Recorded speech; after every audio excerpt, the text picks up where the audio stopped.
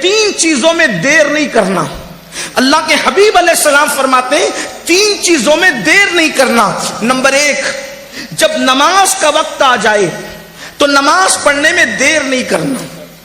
نماز کا وقت آئے نماز پڑھنے میں تاخیر مت کرو.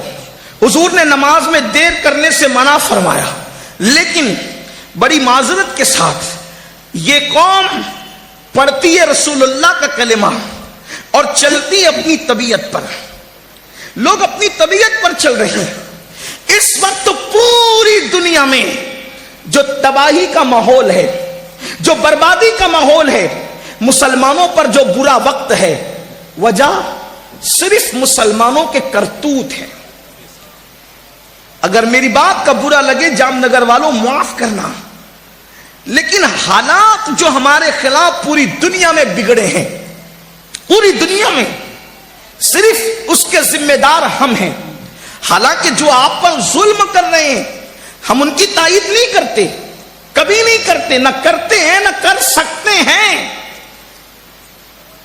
لیکن ہم اپنے اعمال بھی تو دیکھیں. میرا اللہ قرآن میں فرماتا ہے وَمَا أَصَابَكُم مِّن مُّصِيبَةٍ فَبِمَا كَسَبَتْ أَيْدِيكُمْ، کہ تم پر جو بھی مصیبت آتی ہے وہ تمہارے اعمال کی وجہ سے ہے. مسلمان کے پیر میں اگر کانٹا بھی چبھتا ہے تو اس کے گناہ کی وجہ سے. مسلمان کو اگر ٹھوکر بھی لگتی ہے اس کے عمل کی وجہ سے.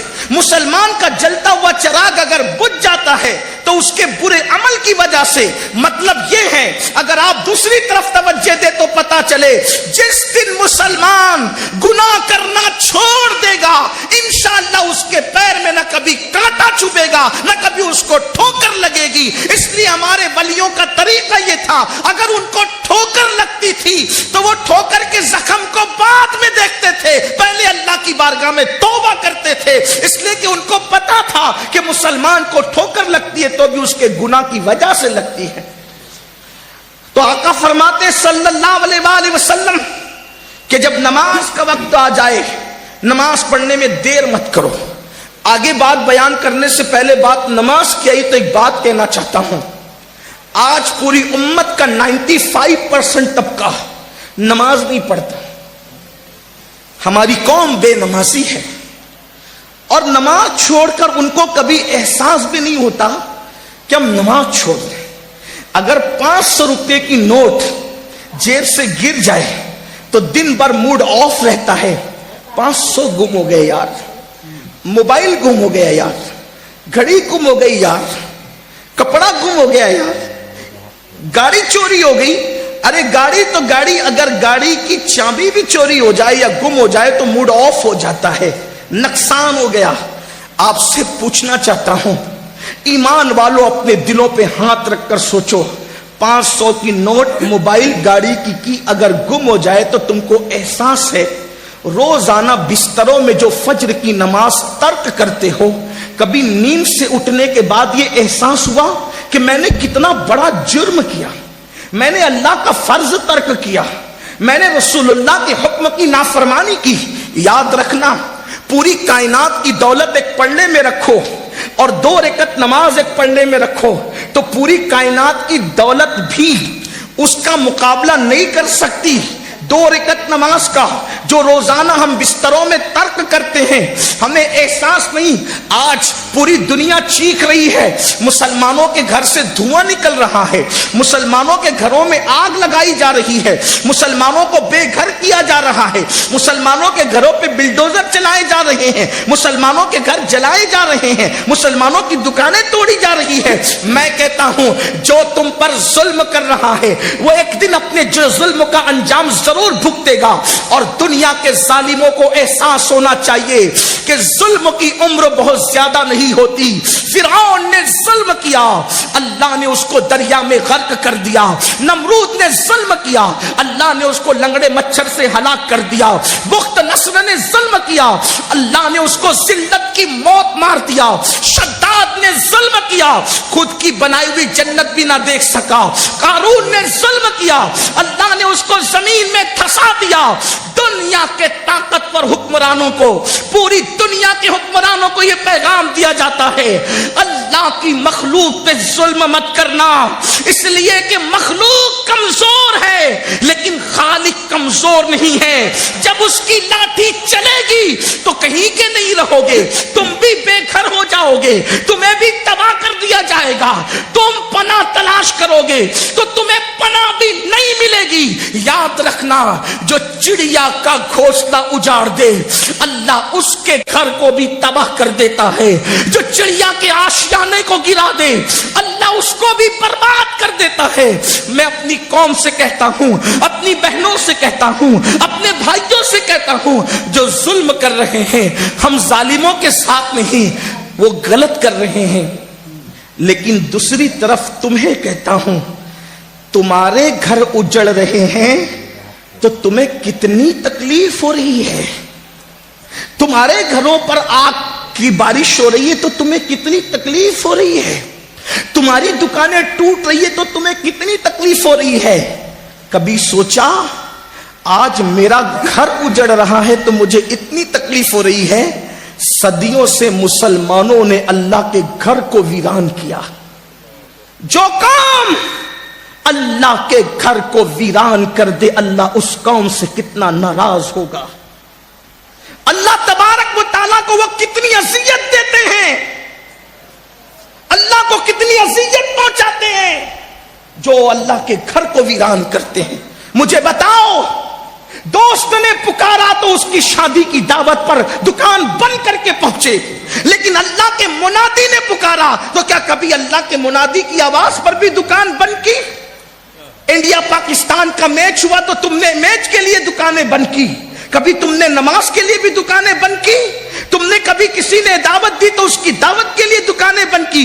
افسوس ہے، سب کے بلانے کی اہمیت ہے، رب کے بلانے کی کوئی اہمیت نہیں۔ سن لو، جس قوم کو اللہ کے گھر کے ویران ہونے کا احساس نہیں، پھر اس قوم کے گھر تباہ ہو کر رہیں گے۔ بطور بد دعا نہیں کہہ رہا ہوں، آپ کو آگاہ کرنے کے لیے کہہ رہا ہوں، اور ہندوستان یا پوری دنیا کے مسلمان سے مخاطب ہوں، جہاں تک میری آواز میرا اللہ پہنچا رہا ہے، میں سب سے مخاطب ہوں اور آپ سے کہنا چاہتا ہوں، اگر آج بھی خدا کے گھر کو آباد نہ کیا، خدا کے گھر کو ویران کرنا نہ چھوڑا، تو آج تم پر کم ظلم ہو رہا ہے۔ اللہ اکبر، ایک دن وہ آئے گا کہ آج کے ظالموں کو تم بھول جاؤ گے، کہیں پناہ نہیں ملے گی، کوئی پناہ گاہ نہ ہوگی، اس لیے کہ میرے اللہ کا فرمان ہے، جو جان بوجھ کر نماز چھوڑ دیتا ہے میں اپنی پناہ اس سے ہٹا لیا کرتا ہوں۔ جس قوم کو خدا پناہ نہ دے، جس قوم کو اللہ کی پناہ نصیب نہ ہو، کون پناہ دے گا؟ نماز چھوڑ کر کے پناہ گاہیں تلاش کرتے ہو۔ اور جہاں تک سنیوں کا معاملہ ہے، ہماری قوم کا، اہل سنت کا، تو آپ کو یہ بات کہنا چاہتا ہوں، اگر آپ یہ سمجھتے ہیں کہ میں نماز چھوڑتا رہوں گا غوث پاک کی مدد آتی رہے گی، اللہ کا گھر ویران کروں گا غریب نواز بچاتے رہیں گے، تو میں آپ سے کہنا چاہتا ہوں کہ شاید یہ سبق آپ کو کسی نے غلط پڑھایا ہے، کیونکہ غوث پاک ہو، غریب نواز ہو، صابر پاک ہو، مخدوم پاک ہو، کوئی بھی بزرگ ہو، یہ سب اللہ کے بندے ہیں اور اللہ کی مرضی کے پابند ہیں۔ یہ ہم اہل سنت کا عقیدہ ہے، اس لیے کہ ہم ہر عقیدے میں موجودہ دور میں فکر رضا کے پابند ہیں۔ ہم فکر رضا کی سے نہ اس طرف افراط کر سکتے ہیں نہ تفریط کر سکتے، یہی فکر رضا ہے۔ 14 صدیوں کا اتر مجموعہ امام اہل سنت نے جو پیش کیا، کوئی ولی ہو سب خدا کی مرضی کے پابند ہیں، جس سے اللہ پناہ اٹھا لے اس کو کوئی ولی بھی پناہ نہیں دیتا۔ اس بات کو اچھی طرح یاد رکھنا، جس سے اللہ پناہ اٹھا لے اگر یہ فکر تم لے کر کے چلے ہو کہ خدا کا گھر ویران کرتے رہو گے اور تمہارے گھر آباد ہوتے رہیں گے، تو میری قوم کے جوانوں اور اے سنی مسلمانوں، اپنے آپ کا احتساب کر لو۔ آج یہ میں آپ کو بتاؤں، اللہ، حالانکہ میرا عنوان نماز نہیں ہے، لیکن بات نکل آئی تو عرض کر رہا ہوں، میرا عنوان تو آج نکاح کی تقریبات کے حوالے سے بات ہے، اسی پر میں گفتگو کروں گا، لیکن بات چونکہ نکل آئی ہے تو ذرا آپ کی توجہ چاہتا ہوں، میری ماں اور بہنوں کی بھی توجہ چاہتا ہوں۔ اللہ اکبر، اللہ اکبر۔ بے نمازی پن ہو کر کے ہم چاہتے ہیں غوث پاک کی پناہ مل جائے گی، غریب نواز کی پناہ مل جائے گی، مخدوم پاک کی پناہ مل جائے گی، امام اہل سنت کی پناہ مل جائے گی۔ سن لو، غور سے سن لو، اللہ اکبر۔ میرے آقا مصطفیٰ جان رحمت صلی اللہ علیہ وآلہ وسلم اپنے صحابہ سے کہتے ہیں، اے میرے صحابہ، اللہ کی بارگاہ میں دعا کرو، اللہ کی بارگاہ میں دعا کرو۔ کیا دعا کرو؟ اے اللہ، ہمیں محروم نہ کرنا اور ہمیں بدبخت نہ کرنا۔ آپ سے پوچھنا چاہتا ہوں، ذرا دل کے کانوں سے سننا، اس روایت کو میں جہاں سے پڑھ رہا ہوں، فقی ابو اللہ سمرقندی رحمت اللہ تعالی علیہ اس کو اپنی کتاب میں اس روایت کو لکھتے ہیں، اللہ کے رسول نے کیا فرمایا؟ اے میرے صحابہ، اللہ سے دعا کرو، اللہ تمہیں محروم نہ کرے، اللہ تمہیں بدبخت نہ کرے۔ اللہ اکبر۔ صحابہ کرام نے عرض کی، یا رسول اللہ، یہ محروم کون ہے؟ یہ بدبخت کون ہے؟ بدبخت فرمایا میرے آقا نے، آقا فرماتے بدبخت۔ اللہ اکبر۔ جب صحابہ نے پوچھا محروم اور بدبخت کون ہے، آقا فرماتے ہیں جو نماز نہیں پڑھتا وہ محروم بھی ہے، وہ بدبخت بھی ہے۔ کہاں گیا وہ جذبہ صادق؟ جب اذان ہوتی تھی تو مسلمان اپنا سارا کام چھوڑ کر مسجدوں کی طرف کشاں کشاں چلے جاتے تھے۔ اللہ کے رسول صلی اللہ علیہ وآلہ وسلم نے حضرت سیدنا ابو ہریرہ سے کہا، ابو ہریرہ، کسی بے نمازی کی صحبت میں مت بیٹھا کر۔ یہ حضرت ابو ہریرہ کو حضور فرما رہے ہیں، اور ولیوں سے بڑا مقام صحابہ کا ہے۔ حضور کا کوئی صحابی مہاجرین میں سے ہو، انصار میں سے ہو، فتح مکہ کے پہلے کے، فتح مکہ کے بعد کے، حضور کے ہر صحابی کے لیے ہمارا عقیدہ ہے وَكُلًّا وَعَدَ اللَّهُ الْحُسْنَى، اللہ نے ان سب کے ساتھ خیر کا وعدہ کیا۔ حضور کا کوئی صحابی ادنا نہیں، حضور کا ہر صحابی اعلیٰ، کوئی صحابی ہو، اور صحابیت سے بڑھ کر منقبت کا کوئی ٹائٹل ہو نہیں سکتا۔ جس کو صحابی کہہ دیا، مان لیا، اس کا مطلب اس کو ولیوں سے، اقطاب سے، ابدال سے، قلندروں سے سب سے بڑا مان لیا۔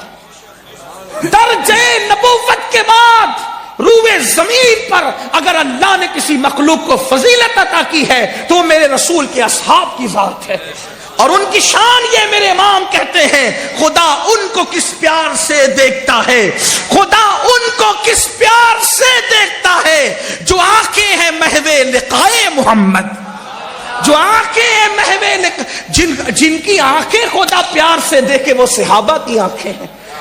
اب میرے آقا انہی اصحاب میں سے سب سے زیادہ کثرت سے روایت کرنے والے سیدنا ابو ہریرہ سے کہتے، ابو ہریرہ، ہو سکے تو کبھی بے نمازی کے قریب اس کی صحبت میں مت بیٹھنا، اس لیے کہ بے نمازی جہاں ہوتا ہے آسمان سے اس پر لعنت برستی۔